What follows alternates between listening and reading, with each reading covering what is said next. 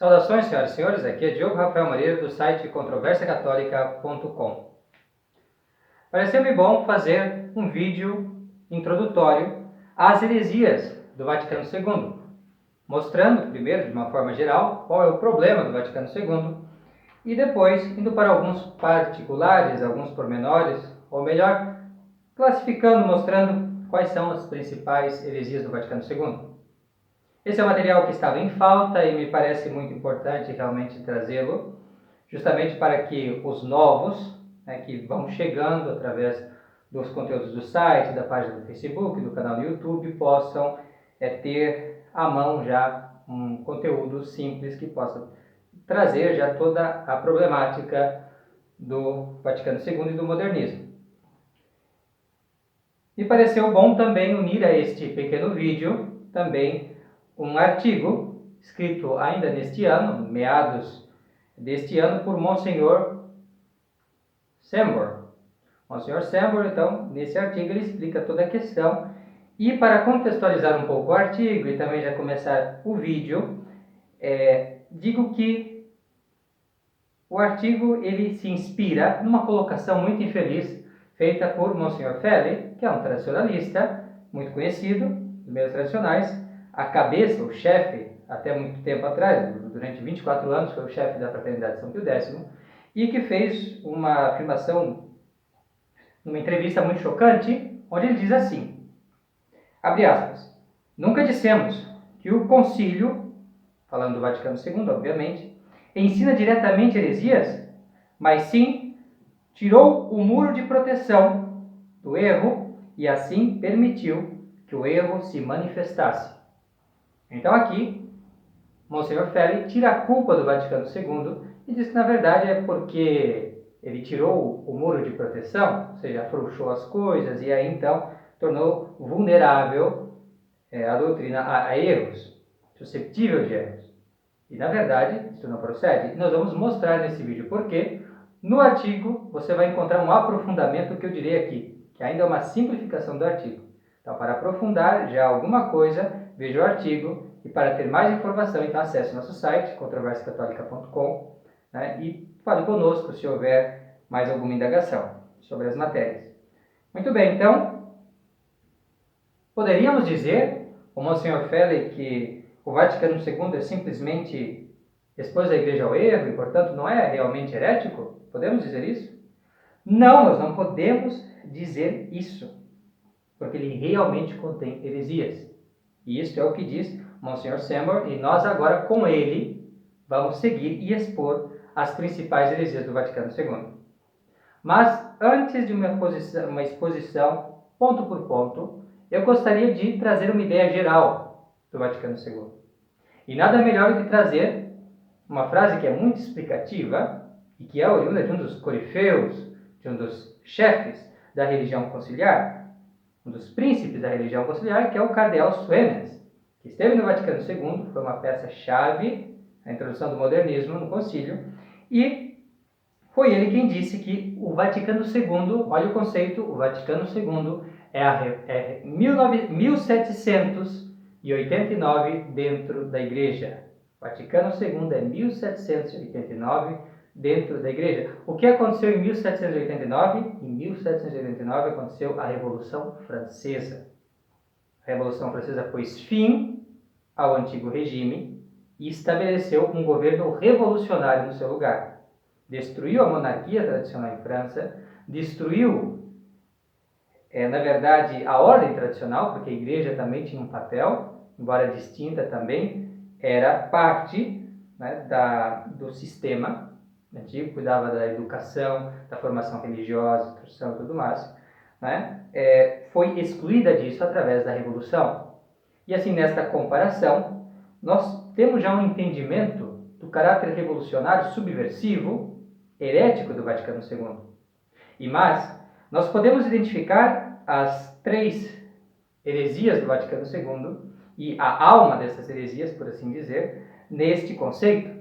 Porque nós entendemos que, nós sabemos, aprendemos nas aulas de história, que o moto da Revolução Francesa era justamente liberdade, igualdade e fraternidade.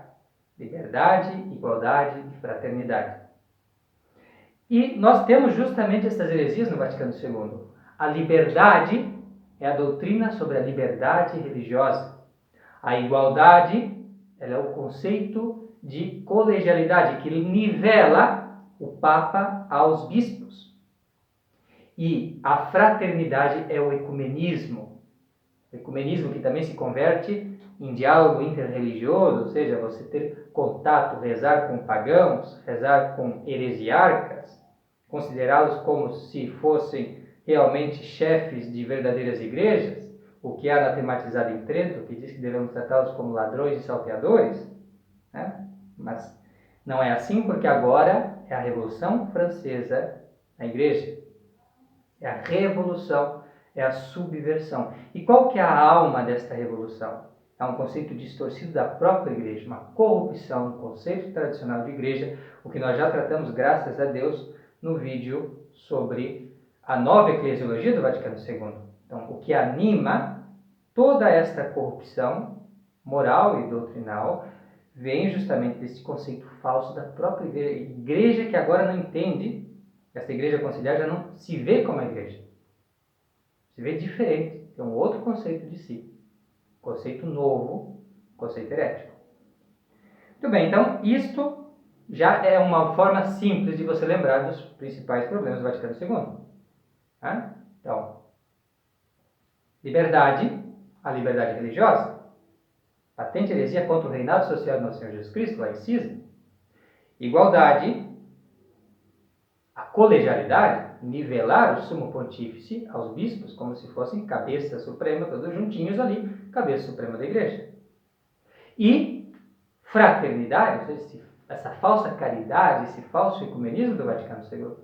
E a alma disso tudo é um conceito falso de igreja, a falsa eclesiologia nova do Vaticano II. Então, isto é uma forma de se lembrar realmente do que é o Vaticano II, que é um pensamento subversivo, revolucionário, repugnante ao catolicismo e à fé tradicional, né, e que se fundamenta nesses três erros. E nós vamos mostrar, então, agora, juntamente com o Monsenhor Samuel, acompanhando o seu estudo, os problemas, então, do Vaticano II. Então, o primeiro ponto que ele levanta é a heresia do ecumenismo.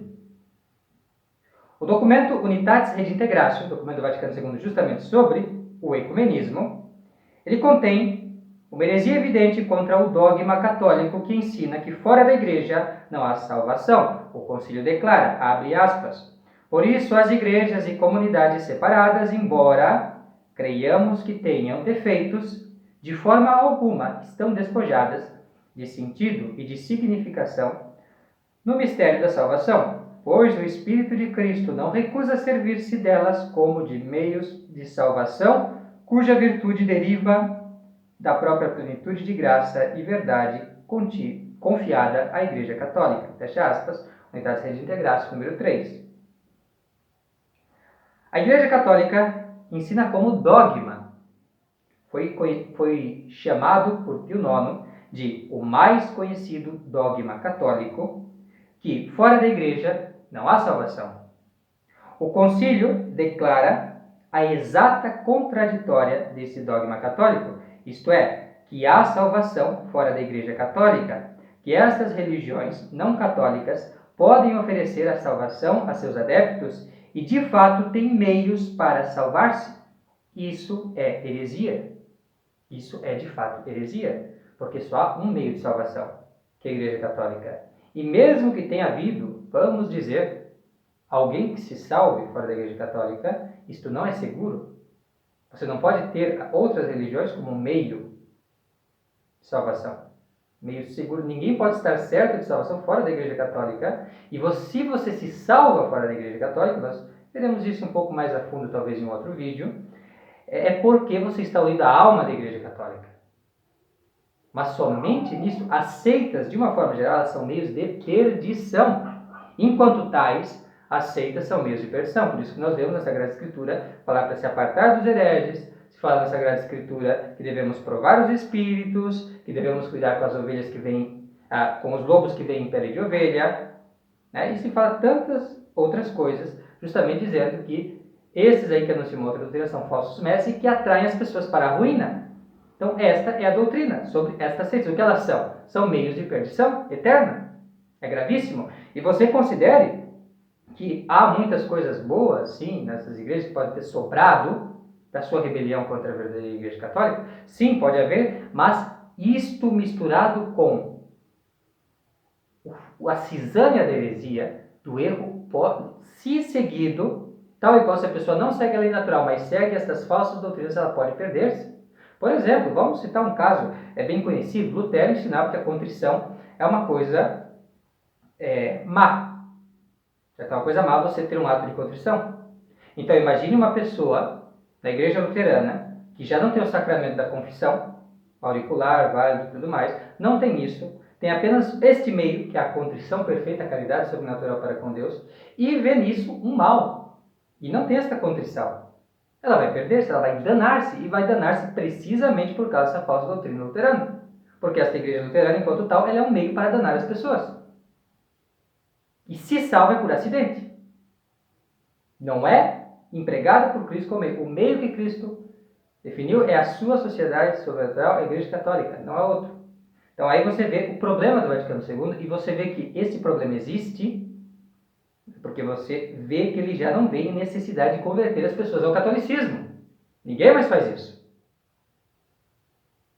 Os únicos que continuam a fazer isso são os católicos tradicionais. Os conciliares não fazem mais isso. É tudo uma retórica, nunca convertem, mas dialogam. E aí temos a heresia, a cisânia no meio deles. É importante lembrar, isto é heresia, isto é contra o dogma católico. E isso, inclusive, já foi denunciado, como nós mostramos no nosso vídeo sobre essa questão da nova eclesiologia, denunciado por Pio XII. Sabidamente um desvio da doutrina. Eles sabiam disso e fizeram assim mesmo. Muito bem. Segunda heresia do Vaticano II é a liberdade religiosa. O Vaticano II ensina na Dignitatis Humanae, número 2, seguinte, abre aspas.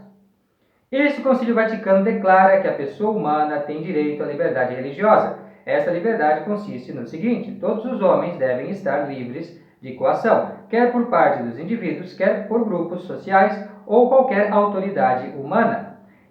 E de tal modo que, em matéria religiosa, ninguém seja forçado a agir contra a própria consciência, nem impedido de proceder segundo a mesma, em privado e em público, só ou associado com outros, dentro dos devidos limites, fecha aspas.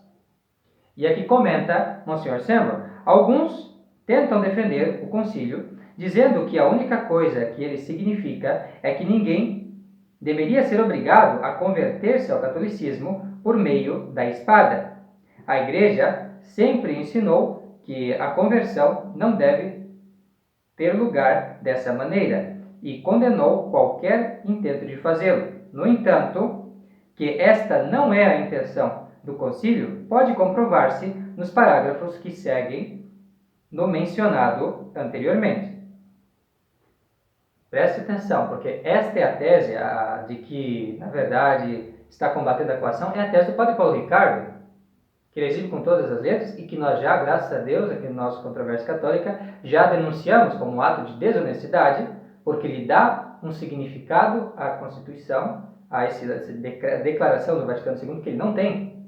Ele fala apenas como, então, proibindo a coação e tudo mais. Não é isto. O que ele está permitindo com a liberdade religiosa é justamente que pessoas de seitas heréticas, de falsas religiões, façam proselitismo, anunciem suas falsas doutrinas e tenham os mesmos direitos que só a Igreja Católica tem, vindos de Deus mesmo. Só Jesus Cristo deu essa jurisdição, esse direito à Igreja Católica. Então, o que é da Igreja Católica? Ele dá as falsas e más doutrinas e permite que as pessoas, então, realmente tenham na conta de liberdade, de direito, aquilo que é uma violação do mais solene direito de Deus. E nós vamos ver, então, como isto é, citando o documento novamente. Ele vai dizer assim: a liberdade ou imunidade de coação em matéria religiosa que compete às pessoas tomadas individualmente também lhes deve ser reconhecida quando atuam em conjunto. Com efeito, as comunidades religiosas são exigidas pela natureza social tanto do homem como da própria religião. Por conseguinte, desde que não se violem as justas exigências da ordem pública, deve-se, em justiça, a tais comunidades a imunidade que lhes permita regerem-se segundo as suas próprias normas, prestem culto público ao Ser Supremo, ajudem os seus membros no exercício da vida religiosa e sustentem-nos com o ensino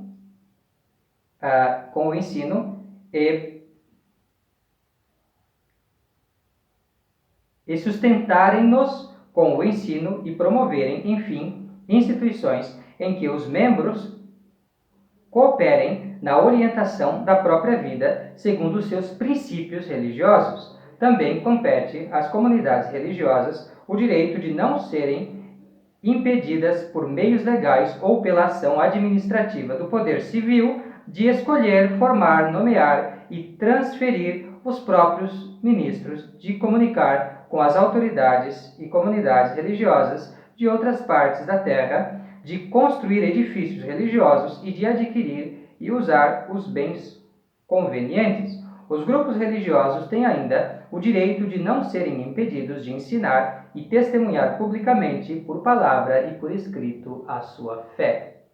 Fecha aspas. Então, isto tudo está no documento do Vaticano II. O que isso significa? Então, aqui explica o Monsenhor. Aqueles que vivem em um país como os Estados Unidos, onde a liberdade religiosa descrita nesses parágrafos se considera um direito civil normal, inclusive sagrado, não percebe a malícia dessas palavras.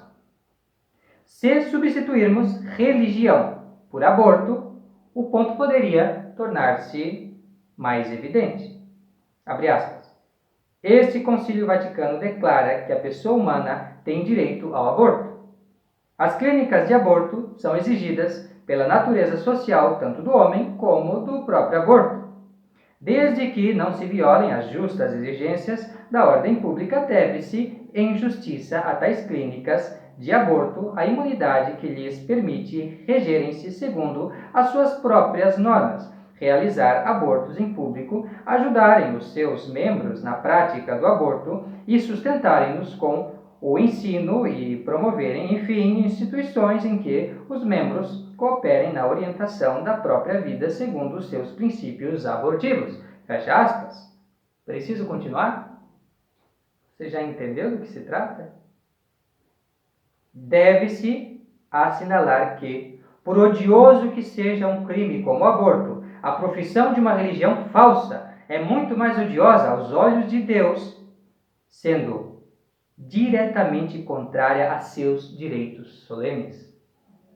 Cristo não nos deu opção a anunciar o Evangelho e fazer que observem tudo que eu vos prescrevi. Quem não tiver esta fé e não crer será condenado. Cristo estabeleceu uma sociedade que quer que as pessoas sejam membros dessa sociedade. O dever de religião que estas pessoas têm para com Deus só atende-se através disto, quer dizer, de obedecer aos mandamentos de nosso Senhor Jesus Cristo e seguir a sua doutrina. Então, aqui nós temos o mais grave dever do homem, porque Deus falou ao homem por meio de nosso Senhor Jesus Cristo, e Jesus Cristo estabeleceu uma sociedade pela qual Ele quer salvar o homem. Então, o culto que o homem deve prestar a Deus deve ser nesta sociedade, a obediência a Deus nesta sociedade, tudo, pagar as nossas dívidas para com Deus, obter o perdão dos pecados, tudo nesta sociedade. O homem não pode dar a si mesmo o seu culto. Nem um chefe de Estado pode satisfazer os seus deveres para com Deus sem, enquanto chefe de Estado, prestar a Deus devidas honras no culto que ele quer, na religião que ele quer, a religião católica. Não se deve esquecer que em Êxodo, capítulo 32, Deus ordenou a morte de todos aqueles que tinham participado da adoração do bezerro de ouro e que não haviam se arrependido disso. A quantidade de mortos foi 23.000. Este evento transcendental foi para mostrar ao povo hebreu a obrigação de aderir à verdadeira religião e de rechaçar as religiões falsas, Segundo o Vaticano II, Moisés deveria ter proclamado a liberdade religiosa para todos os adoradores de Bezerro. É exatamente isto. Isto é uma coisa absurda, que não tem nada a ver com a Sagrada Escritura, não tem nada a ver com a tradição da Igreja, nem a prática da Igreja na realidade, nem com o magistério precedente ao Vaticano II. Sempre se pregou os direitos de Deus. Sempre os direitos de Deus. A necessidade, a dívida que nós temos, a necessidade de prestar a Deus o culto devido na religião instituída por Ele. Não se pode o homem fazer o seu próprio culto, fazer a sua própria religião. Isto é um ato de irreligião e de impiedade. Isto é desafiar a majestade divina. Isto é querer ser Deus no lugar de Deus. Isto é um absurdo total. E isto viola a lei natural, assim como o aborto viola. Hoje em dia as pessoas, como elas têm o culto ao homem, na religião conciliar, eles dão toda a importância ao aborto e não dão a importância a este ultraje público a nosso Senhor Jesus Cristo. Isto é um absurdo. Isto é prova da apostasia dessas pessoas. Isto é prova que trocaram o culto de Deus pelo culto dos homens. Não que seja mal falar contra o aborto, mas eles já falam contra o aborto na perspectiva da dignidade humana. Não falam dos direitos de Deus, de ser obedecido integralmente pelo homem. É o dever do homem, como Deus falou, e como a revelação é externa, e como há provas externas da revelação. Então, o dever de todo homem, de toda inteligência, de toda vontade de se dobrar diante de nosso Senhor Jesus Cristo, que é o Rei de toda criatura. Então, isto é fundamental. Veja o gravíssimo erro do Vaticano II. A liberdade religiosa, como ensina o Vaticano II, é na realidade uma heresia. Essa foi solenemente condenada pelo Papa Pio IX por ser contra as Escrituras. Ela foi condenada na Quanta Cura. Querem conferir? Quanta Cura fala sobre isso. E existem muitos outros documentos do magistério, doutrina segura da Igreja, contra esta heresia da liberdade religiosa. Muito importante. O Vaticano II contradiz isso. Que é uma questão de bom senso, é uma questão de coerência com as fontes da revelação, mas não. Eles preferem o homem, colocar o homem no lugar de Deus. Gravíssimo. Terceira heresia do Vaticano II, a nova eclesiologia. Já falamos da nova eclesiologia, vamos passar por alto, né, porque já foi falado extensivamente no vídeo anterior sobre a nova eclesiologia do Vaticano II. Mas podemos aqui simplesmente dizer que, por eclesiologia, nos referimos à doutrina da Igreja sobre sua própria natureza, isto é, sua essência e características. O Vaticano II ensina uma eclesiologia herética. Ela está contida na Lumen Gentium. O dogma tradicional da Igreja Católica é que só a Igreja Católica é a única verdadeira Igreja de Cristo e que, portanto, qualquer entidade fora dela mesma é uma religião falsa. Isso inclui, inclusive, aquelas religiões cismáticas do Oriente que podem ter um sacerdócio válido e sacramentos válidos. Não tem importância, não são a Igreja de Cristo. O Vaticano II alterou essa doutrina para incluir outras denominações cristãs na Igreja de Cristo, dizendo que a Igreja de Cristo, como corpo organizado, subsiste na Igreja Católica. A doutrina do subsiste em, como nós mostramos no nosso vídeo sobre a nova eclesiologia, também significa que a Igreja de Cristo poderia subsistir em outra coisa, como a Igreja Luterana, por exemplo.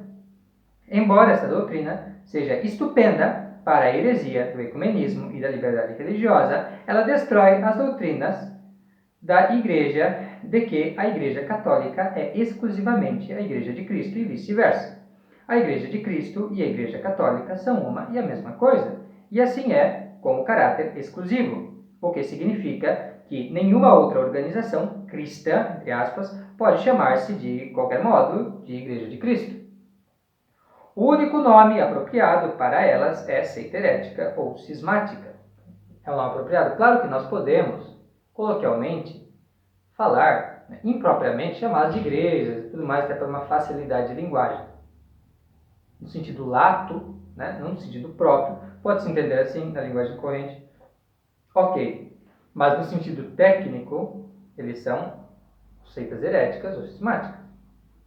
Não se pode definir de modo algum como meios de salvação, você define ali, certo? Uma constituição dogmática, e tampouco como possibilidade de subsistir nelas, como é aberta com a ideia de subsistir em. Então isso tudo é completamente errado e inaceitável. Uma ruptura, e eles mesmos admitem isso, como nós mostramos no vídeo. Agora vamos para a quarta e última. A quarta heresia do Vaticano II é a colegialidade, que equivale, na Revolução Francesa, à noção de igualdade. Então, essa doutrina, também contida na Lumen Gentium, sustenta que o sujeito possuidor do poder supremo na Igreja é o Colégio dos Bispos, ouça o concílio, abre aspas, a ordem dos bispos, que sucede ao Colégio dos Apóstolos no magistério e no governo pastoral, e, mais ainda, na qual o corpo apostólico se continua perpetuamente e é também, juntamente com o Romano Pontífice, sua cabeça, e nunca sem a cabeça, sujeito do supremo e pleno poder sobre toda a Igreja. Isto é o que ele diz do colégio com o Papa. O colégio com o Papa, então, ele é sujeito do supremo e pleno poder sobre toda a Igreja. Número 22 do Lumen Gentium. Isso é heresia, diz Monsenhor Sembon, porque a Igreja Católica ensina que o Romano Pontífice é a cabeça da Igreja Católica. Ouça o Concílio de Florença. Ele é o sujeito supremo, etc. Abre aspas. Da mesma maneira, definimos que a Santa Sé Apostólica e o Romano Pontífice têm primazia em todo o mundo, e que o Romano Pontífice é sucessor do bem-aventurado Pedro e o chefe dos apóstolos e o verdadeiro vigário de Cristo, e que ele é a cabeça de toda a Igreja e o pai e mestre de todos os cristãos, e que todo o poder lhe foi dado no bem-aventurado Pedro por nosso Senhor Jesus Cristo, para alimentar, legislar e governar a Igreja Universal, tal como está contido nas atas dos concílios ecumênicos e nos cânones sagrados, fecha aspas, decreto para os gregos, 6 de julho de 1439. Antiquíssima essa doutrina, a doutrina da Igreja de sempre, não está no Concílio Vaticano II, não, porque ele prefere seguir pela senda da heresia. E tanto é que o Papa Pio VI condenou a seguinte doutrina. Olha só, veja se não lhe soa familiar. Abre aspas. Todos os bispos juntos em um só corpo governam a mesma igreja, cada um com pleno poder. Eis aí, condenado por Pio VI, a colegialidade. É isso mesmo. Então, daí, meu amigo, tá? O seu Concílio Vaticano II é herético. Tá? Saiba disso. Alguns tratam de salvar o Vaticano II de heresia, dizendo que o concílio declara que o Papa é o chefe do colégio e que este não pode atuar sem ele. Mas isso não salva de heresia, porque o Papa, nesse caso, simplesmente se converte em outro membro do Colégio dos Bispos, e seria simplesmente uma condição de seu poder, mas não a fonte de seu poder. Outros tentam salvar o concílio, assinalando que o documento afirma que o Papa é o chefe da Igreja, abre aspas, em virtude de seu ofício, isto é, como vigário de Cristo e pastor de toda a Igreja, o Romano Pontífice tem plenitude, poder supremo e universal sobre a Igreja, fecha aspas. No entanto, este é um intento vão. Nenhuma organização pode ter duas cabeças, dois legisladores supremos, uma deve dar a última palavra, a quem a outra esteja subordinada. O rei Carlos I da Inglaterra perdeu a cabeça defendendo a supremacia do rei sobre o parlamento. No entanto, outros tentam salvar o concílio citando a nota prévia, mas isso não tem nenhum valor, já que não faz parte do documento aceito pelos bispos. O teólogo modernista Yves Congar se apressou em dizê-lo quando era perito do concílio. Então eles sabem disso que não tem o mesmo peso e tudo mais. Ademais, não há nada na nota prévia que cancele a heresia conciliarista do documento. A doutrina católica é que o Papa, como cabeça suprema da Igreja, pode convidar os bispos para um concílio geral, no qual, por seu consentimento, participam em seu poder de governo da Igreja. Ademais, nesses concílios gerais, a autoridade dos bispos se limita às suas dioceses. O poder para governar a diocese provém de Cristo, mas chega a eles através do Romano Pontífice, quem pode tirar-lhes o poder quando quer que o deseje. O Papa Pio XII o ensinou na encíclica Mystic Corporis, que é uma encíclica odiada pelos modernistas e talvez uma das mais desobedecidas depois da Humanae Generis.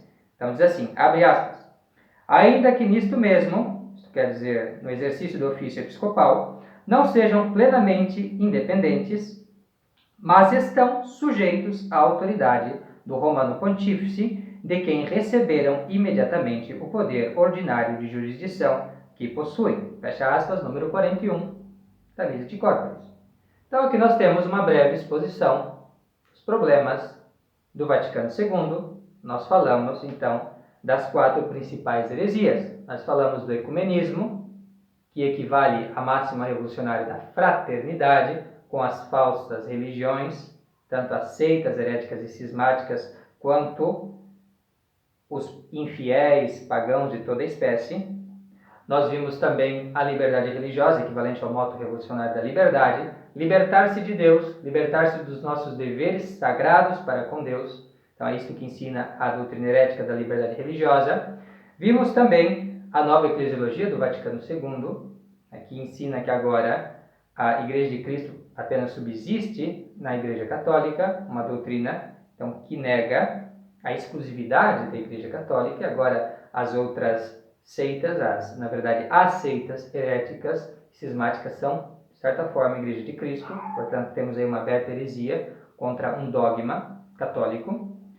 E por fim nós temos a colegialidade, que equivale à máxima revolucionária de igualdade, que iguala o Papa agora com os bispos, certo? E interessante, cria um monstro de 2 cabeças. Agora nós temos o Papa como cabeça suprema e ao mesmo tempo o Colégio dos Bispos com o Papa como cabeça suprema. Um monstro de 2 cabeças, uma abominação realmente muito digna desses modernistas hereges do Vaticano II. Então aqui nós tivemos um breve sumário, uma introdução do que são os principais problemas do Vaticano II. Para uma pessoa sensata, isso aqui já é bem o bastante, certo? Pessoas que têm um entendimento mais objetivo, prático, enfim, que veem as coisas como elas são, veem, conferem a citação, compreendem que estão em desvio, isso já basta. Aqueles que são um pouco mais levados, né, a questionamentos, a teoria e tudo mais, podem se aprofundar também pelos conteúdos que já temos no site sobre a matéria. Acesse controversiacatólica.com. À primeira vista, isso pode parecer algo muito complicado e tudo mais. Justamente por isso a gente fez este vídeo, para tentar simplificar as coisas, tornar mais fácil a compreensão dos principais problemas do Vaticano II. Então, é isso aí. Eu espero que esse vídeo possa ter ajudado a compreender melhor os erros do modernismo. E assim aqui me despeço. Como sempre, quem quiser, quem tiver dúvidas, faça o favor de colocar suas questões nos comentários ou então entrar em contato com a gente pelo site, pela página do Facebook, etc. Muito obrigado por ter assistido esse vídeo. Fique com Deus e até a próxima. Tchau, tchau.